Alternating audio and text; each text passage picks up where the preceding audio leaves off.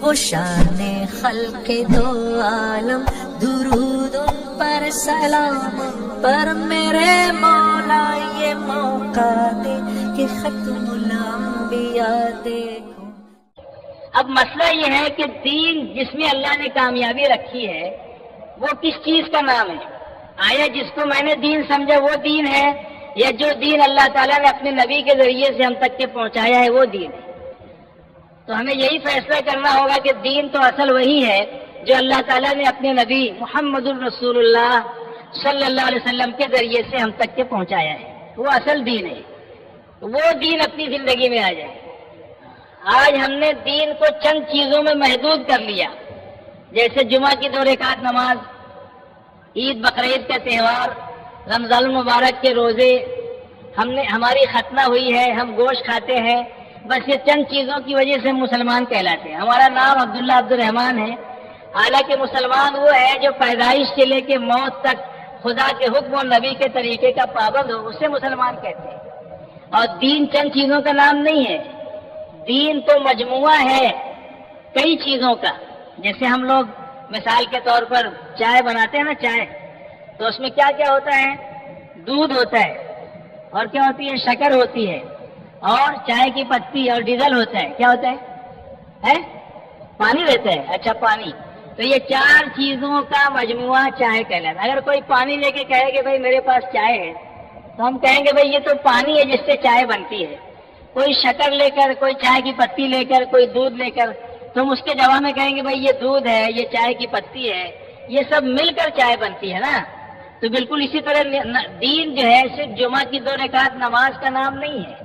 یہ دین چند چیزوں کو یا چند عبادتوں کو کر لینے کا نام دین نہیں ہے۔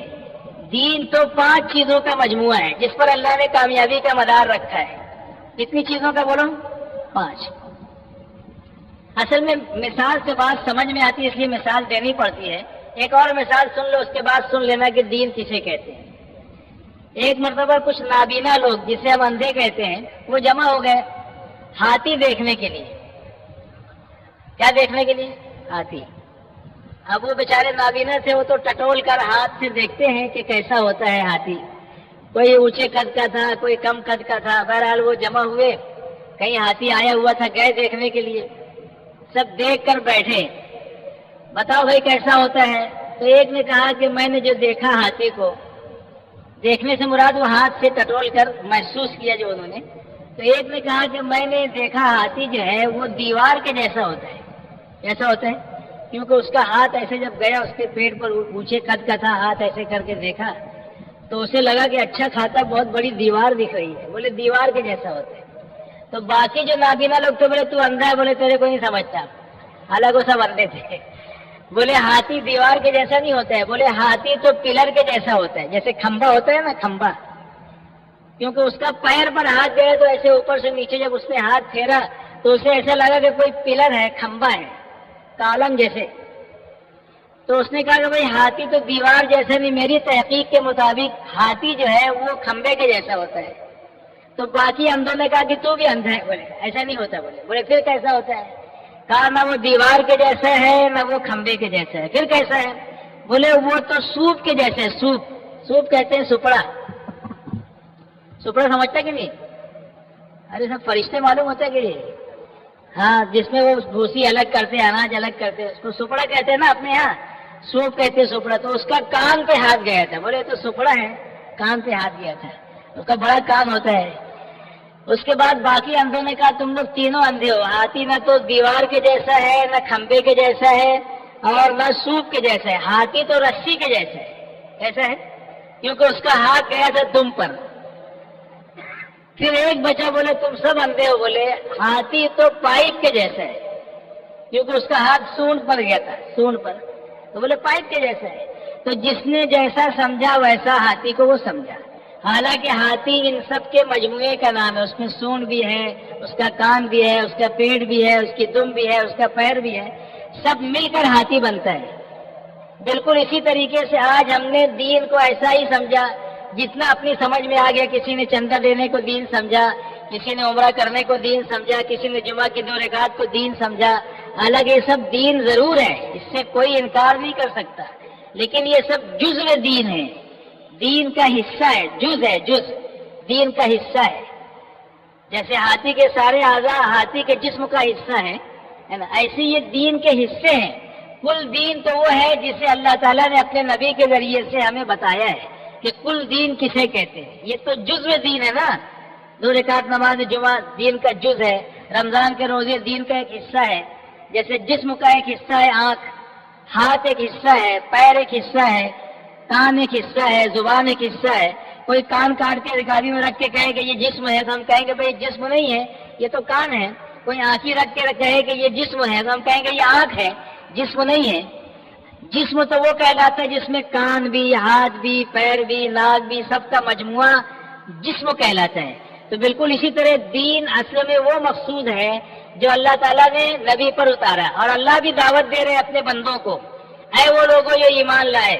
اعوذ باللہ من الشیطان الرجیم، بسم اللہ الرحمن الرحیم، یا ایہا الذین آمنوا ادخلوا فی السلم کافہ ولا تتبعوا خطوات الشیطان انہ لکم عدو مبین۔ اس کا ترجمہ اہل المذاہب یہ بتلاتے ہیں کہ اے ایمان والو، اے وہ لوگوں جو ایمان لائے، پورے دین میں داخل ہو جاؤ اور شیطان کی اتباع مت کرو، وہ تمہارا کھلا ہوا دشمن ہے۔ تو پورے دین میں داخل ہونے کی دعوت اللہ تعالیٰ ایمان والوں کو دے رہے ہیں۔ اب پورا دین کیا ہے وہ پہلے سمجھ لیں، تاکہ ہم سمجھنے کے بعد اس پر چلنے والے بن جائیں، اس لیے کہ پورے دین پر چلنے ہی میں پوری زندگی کا بننا ہے اور پوری کامیابی کا ملنا ہے۔ تو اب پورا دین کیا ہے؟ تو 5 چیزوں کا مجموعہ پورا دین کہلاتا ہے۔ کتنی چیزوں کے بولو؟ 5۔ کوئی پوچھے دین کیا ہے تو 5 چیزوں مجموعہ ہے دین۔ سب سے پہلی بات ہے جو سارے چیزوں کی بنیاد ہے، جیسے ہر عمارت کی بنیاد ہوتی ہے نا، کوئی بھی عمارت بنتی ہے تو پلر پر، کالم پر، یا اس کا فاؤنڈیشن ہوتا ہے، بنیاد ہوتی ہے، اس پر قائم ہوتی ہے۔ تو اسلام کی عمارت کی بنیاد جو ہے وہ کلمہ توحید پر ہے، لا الہ الا اللہ محمد الرسول اللہ، جس کو کلمہ طیبہ بھی کہتے ہیں۔ تو اس پر اسلام کی بنیاد ہے، یعنی کوئی اگر اسلام میں داخل ہونا چاہے تو اسے ہم یہی کہیں گے تو غسل کر لے، پاک صاف ہو جائے، نہا دھو لے، اور اس کلمے کو دل سے پڑھ لے، صدق کے دل سے، کہ نہیں ہے کوئی معبود سوائے اللہ کے، اور حضرت محمد صلی اللہ علیہ وسلم اللہ کے سچے بندے اور رسول ہیں۔ تو سب سے پہلا حصہ دین کا ایمانیات ہے۔ ایک حصہ جسے دین کہیں گے جو گویا کہ بنیاد ہے وہ ایمانیات ہے۔ ایمانیات کسے کہتے ہیں؟ اس کو واضح طریقے سے اس حدیث سے ہم سمجھ سکتے ہیں جسے حدیث جبرائیل کہا جاتا ہے۔ حضرت جبرائیل علیہ السلام اللہ کے نبی کی خدمت میں حاضر ہوئے ایک صحابی کی شکل میں۔ وہ صحابی کا نام ہے بحیہ کلبی رضی اللہ تعالیٰ عنہ۔ ان کی شکل میں آیا کرتے تھے جبرائیل امین۔ تو صاف ستھرا کپڑا پہن کے آئے، زانو سے زانو ملا کے اللہ کے نبی کی خدمت میں بیٹھ گئے اور فرمایا کہ اللہ کے نبی ایمان کیا ہے؟ بھائی سنو دھیان سے، ایمان کیا ہے؟ آپ اللہ سے کوئی پوچھے بھائی ایمان کسے کہتے ہیں تو کیا کہو گے؟ بولو نا بھائی ایمان کسے کہتے ہیں؟ گھڑی کسے کہتے ہیں سمجھا دو گے جو ٹائم بتاتی ہے ایسی ہوتی ہے، موبائل کسے کہتے ہیں، کپڑا کسے کہتے ہیں، کچھ تو سمجھا سکو گے، لیکن ایمان کسے کہتے ہیں تو یہ سمجھیں گے تو سمجھا سکیں گے نا۔ تو بھائی دیکھو ایک بنیادی چیز دین میں ایمانیات ہے، اور ایمان کیا ہے یہ سن لو۔ تو اللہ کے نبی نے فرمایا کہ آمنت باللہ و ملائکتہ و کتبہ و رسلہ والیوم الآخر والقدر خیرہ و شرہ من اللہ تعالی والبعث بعد الموت۔ 7 چیزوں کو دل سے ماننے کا نام ایمان ہے۔ جیسے اسلام کے ارکان کتنے ہیں؟ 5۔ تو ایمان کے 7 ارکان ہیں۔ 7 چیزوں کو دل سے ماننے کا نام ایمانیات ہے، ایمان ہے۔ یہ ایمان مفصل ہے جو میں نے پڑھ کے سنایا۔ ایک ہے ایمان مجمل، آمنت باللہ کما ہوا، آمنت باللہ بولو کما ہوا باسمائہ و صفاتہ وقبلت جمیع احکامہ اقرار باللسان و تصدیق بالقلب۔ ایمان لایا میں اللہ پر جیسا کہ اپنی ذات اور صفات میں ہے، اور قبول کیے اس کے احکامات، اور زبان سے بھی میں نے اس کا اظہار کیا اور دل سے بھی اس کی تصدیق کی۔ یہ ایمان مجمل ہے۔ دیکھو مراقبے میں جاؤ گے تو سو جاؤ گے، تھوڑا سا جاگتے ہوئے سنو۔ جو جاگت ہے وہ پاوت ہے، جو سوت ہے وہ قوت ہے. اس لیے آپ سوتے ہوئے سنو گے تو گڑبڑ ہو جائے گی، جاگتے ہوئے سنو. سوتے ہوئے سنیں گے سب انشاءاللہ؟ نہیں، جاگ رہے، ایک آدھ دو تھوڑا سو رہے تھے. تو ایمانیات کسے کہتے ہیں؟ ایک تو میں ایمان لایا اللہ پر، اس کی ذات پر. تو اس کی ذات پر ایمان تو ہمارے ہم وطن بھائی بھی لائے ہوئے ہیں. عیسائی لوگ بھی اللہ کو مانتے ہیں، جنہیں ہم غیر مسلم کہتے ہیں یا ہندو کہتے ہیں، وہ بھی بیچارے بولتے ہیں مالک کون سب کا، تو بولتے ہیں اوپر والا سب کا مالک وہ ہے. ہاں، آپ مراٹھی میں پڑھو گے پہلی نظم ہے ایشور. کیا ہے؟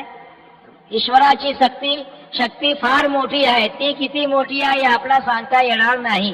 सर्व वस्तु उत्पन्न केली आहे. वो बोलते कि भाई वो कितनी बड़ी ताकत है वो हम नहीं बयान कर सकते, सब चीजें उसी ने पैदा की है, यानी वो भी अल्लाह को मानते हैं. और जो ब्रिटिश हैं और जो अंग्रेज हैं, जो ईसाई हैं, यहूदी हैं, जो अहले किताब हैं, वो भी उनके नोट पर आप देखोगे डॉलर पे लिखा होता है इन गॉड वी ट्रस्ट, यानी हम खुदा पर यकीन रखते हैं. उसका मतलब ये होता है कि हम अल्लाह पर भरोसा रखते हैं. वो भी कहते हैं. और उर्दू में भी जब हमद लिखते हैं हमद, तो पहला मिसरा ये होता है कि तारीफ उस खुदा की जिसने सारा जहां बनाया, तारीफ उस खुदा की जिसने सारा जहां बनाया, कैसी जमी बनाई क्या आसमां बनाया. तो हम भी उसी की तारीफ करते हैं. और अंग्रेज भी लिखते हैं तो पहला लेसन होता है गॉड, वो लोग गॉड कहते हैं, हम अल्लाह कहते हैं. God made the pretty color, God made the mountain, God made the mankind, God made the everything. तो सब अल्लाह ने बनाया, इंसानों को अल्लाह ने बनाया, उसने पहाड़ों को बनाया, आसमान बनाया, जमीन बनाया. तो वो भी अल्लाह की तारीफ करते हैं. लेकिन ईमान वालों में और उनमें फर्क ये है, हम में और उनमें, कि हम अल्लाह को उसकी सिफात के साथ मानते हैं. वो अल्लाह को मानते हैं लेकिन उसके साथ औरों को शरीक कर लेते हैं खुदा की खुदाई में. जैसे ईसाई तस्लीस की दावत, ईसा अलैहिस्सलाम को भी, जिब्राइल अलैहिस्सलाम को भी खुदा की खुदाई में मुखिल समझते हैं, दाखिल कर लेते हैं. और दीगर और मजहब वाले भी अल्लाह के साथ औरों को खुदा की खुदाई में शरीक करते हैं. ईमान वाला ये कहता है कि नहीं अल्लाह अकेले हैं. कुल हुवल्लाहु अहद, अल्लाह भी कह रहे, नबी जी कह दीजिए वो अल्लाह अकेला है, समद है, बेनियाज है, उसे किसी की मदद की और किसी की हेल्प की जरूरत नहीं है. वो जो चाहे जब चाहे करने पर कादिर है. अल्लाह उस समद बेनियाज है, लम यलिद वलम यूलद, न वो किसकी औलाद न उसके कोई औलाद है, और कोई उसका मिस्र नहीं, उसका हमसर नहीं. तो अल्लाह ताला अकेले हैं, अव्वल अल्लाह आखिर अल्लाह. अल्लाह के साथ किसी को हम शरीक नहीं करते हैं. हम जो दूसरा कलमा पढ़ते हैं ना, उसमें क्या है? अशहदु अल्ला इलाहा इल्लल्लाह वहदहु ला शरीक लहु व अशहदु अन्न मुहम्मदन अब्दुहु व रसूलुहु, कि मैं गवाही देता हूँ कि अल्लाह के सिवा कोई माबूद नहीं, और मैं गवाही देता हूँ कि हजरत मोहम्मद सल्लल्लाहु अलैहि वसल्लम अल्लाह के सच्चे बंदे और रसूल हैं. तो एक तो ईमानियात ये है कि अल्लाह के साथ किसी को शरीक नहीं करना, ये मोमिन की शान है. और उसकी सिफात पर यकीन. जब आप कुरान शरीफ खोलेंगे तो पहले ही सफ़े से अक्सर कुरान पे अल्लाह के सिफाती नाम लिखे हैं, 1 कम 100. कितने हैं? 1 कम 100. उसको सिफाती नाम कहते हैं. अगर कोई उसको याद कर ले और उसको रोजाना पढ़ लिया करे तो हदीस में आता है कि वो जन्नत में दाखिल होगा, जन्नती होने की बशारत है. हाँ, कितनी बड़ी फजीलत है अल्लाह के नाम. वो अल्लाहुल्लज़ी ला इलाहा इल्लाहु अर्रहमानु अर्रहीमु अलमलिकु अलकुद्दूसु अस्सलामु अलमुमिनु अलमुहैमिनु अलअज़ीज़ु अलजब्बारु अलमुतकब्बिरु अलखालिक़ु अलबारिउ अलमुसव्विरु अलगफ्फारु अलक़ह्हार अलवह्हाब अर्रज़्ज़ाक़ु अलफ़त्ताह العليم والقابض والخافض والرافع والمعز المذل السميع والبصير والحكم والعدل اللطيف والخبير الحليم والعظيم والغفور والشكور العلي والكبير والحفيظ والمقيت والحسيب والجليل الكريم والرقيب والمجيب والواسع والحكيم الودود والمجيد والباعث والشهيد والحق والوكيل القوي المتين والولي والحميد والمحصي المبدع والمعيد المحيي والمميت والحي والقيوم والواجد والماجد الأحد والصمد والقادر والمقتدر والمقدم الأول والآخر والظاهر والباطن والوالي المتعالي البر والتواب. اس طریقے سے 99 نام اللہ کے ہیں. کتنے؟ 1 کم 100. اس کو جو یاد کر لے تو وہ جنت میں جائے گا. تو یہ سب صفاتی نام ہے. اس کے معنی یہ ہے کہ اللہ رزاق ہے, اللہ مالک ہے, اللہ خالق ہے, عزت دینے والے اللہ, ذلت دینے والے اللہ, اولاد دینے والے اللہ, نفع دینے والے اللہ, موت دینے والے اللہ, حیات دینے والے اللہ, دن لانے والے, رات لانے والے. یہ سب اللہ کی صفات ہے. تو اللہ کو ماننا اس کی صفات کے ساتھ، ایک تو یہ ہے، اور دوسرے فرشتوں پر ایمان لانا۔ اللہ تعالیٰ نے ایک مخلوق پیدا کی ہے، فرشتے، جیسے ہوا ہے لیکن نظر نہیں آتی، چل رہی ہے، محسوس ہوتی ہے نا، درد ہوتا ہے نظر آتا ہے، بولو نظر نہیں آتا۔ عقل ہے، ارے ہے کہ نہیں ہے، نظر آتی ہے نہیں، تو عقل ہے نظر نہیں آتی، ہوا ہے نظر نہیں آتی۔ ایسے فرشتے اور جنات یہ ایسی مخلوق ہے جو ہے، موجود ہے لیکن نظر نہیں آتی، اس پر ہمارا ایمان۔ علماء فرماتے ہیں اللہ نے اتنے فرشتے پیدا کیے ہیں کہ یہ جو بیت اللہ ہے نا مکہ معظمہ کے اندر، 7ویں آسمان پر ایک بیت معمور ہے عرش کے پاس، عرش کے سامنے، اس کا طواف فرشتے لوگ کرتے ہیں۔ ایک مرتبہ جن کا نمبر آ چکا، دوبارہ اب تک ان کا نمبر نہیں آیا، اتنے فرشتے ہیں۔ بارش کے ہر قطرے کے ساتھ فرشتہ اترتا ہے، ہر انسان کے ساتھ فرشتے ہیں، کئی علماء فرماتے ہیں مختلف روایتیں ہیں، 14، 21 ہے نا، کئی روایتیں، کرامن کاتبین ہے دائیں بائیں، ایک کنپٹی پہ ہے، ایک ہوا کی نالی کے پاس ہے، ایسے سب کئی فرشتے انسان کے ساتھ جو اس کی حفاظت کرتے رہتے ہیں۔ 4 بڑے فرشتے تو مشہور ہیں، جبرائیل علیہ السلام، حضرت میکائیل علیہ السلام، حضرت اسرافیل علیہ السلام، حضرت اسرائیل علیہ السلام۔ باقی کتنے فرشتے ہیں وہ تو اللہ ہی کو معلوم۔ عرش کے اٹھانے والے فرشتے الگ ہیں، 4تھے آسمان کے الگ ہیں، کوئی رکوع میں ہے وہ الگ ہے، کوئی سجدے میں ہے وہ الگ ہے، کوئی قاعدے میں ہے، انہیں مختلف خدمات پر فرشتوں کو اللہ نے معمور کر رکھا ہے۔ تو اللہ پر ایمان اس کی صفات کے ساتھ، دوسرے فرشتوں پر ایمان، تیسرے رسولوں پر ایمان، سیدنا آدم علیہ السلام سے لے کر خاتم الانبیاء سید الکونین، کالی کملی والے، سنہری جالیوں والے، سبز گنبد کے مکی، خلاصہ کائنات، وجہ تخلیق کائنات، محمد الرسول اللہ صلی اللہ علیہ وسلم تک 1,24,000 کم و بیش اللہ تعالیٰ نے نبی، رسول، پیغمبر بھیجے، سب سچے تھے، ان سب پر ہمارا ایمان۔ لیکن عمل شریعت محمدیہ صلی اللہ علیہ وسلم پر ہوگا، جو شریعت، جو سنت حضور پاک صلی اللہ علیہ وسلم لے کر آئے وہ ہمارے لیے قابل اتباع ہے۔ باقی سارے نبیوں کو سچا ماننا یہ ہمارے ایمانیات میں سے ہے۔ کتنی باتیں ہو گئی بولو؟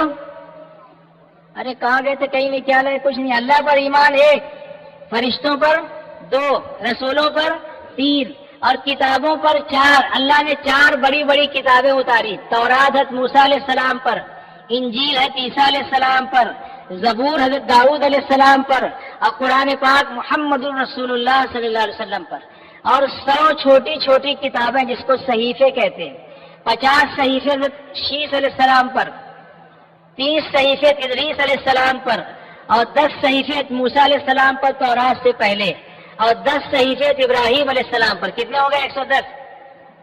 ارے 100 ہوئے نا؟ تو ان سب پر ہمارا ایمان، لیکن عمل کس پر ہوگا؟ قرآن پاک پر۔ ساری کتابیں سچی لیکن عمل قرآن پاک پر ہوگا۔